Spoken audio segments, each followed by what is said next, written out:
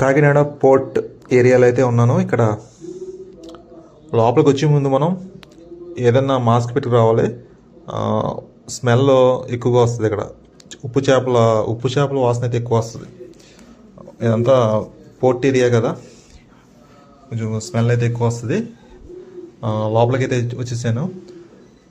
చూడండి, ఇవన్నీ కొన్ని బోట్లు అయితే కట్టేసి ఉన్నాయి. ఇక్కడ కొన్ని పాత బోట్లు కూడా ఉన్నాయి. అవి కూడా ఇక్కడ రిపేర్ చేస్తున్నారు. మరి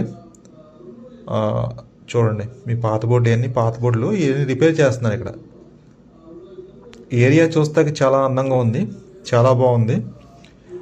కాకినాడ వచ్చినప్పుడు ఈ ప్లేస్ మటుకు మిస్ అవ్వకండి. చూడండి, చాలా బాగుంది ప్లేస్.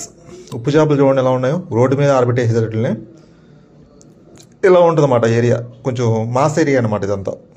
ఓకేనా?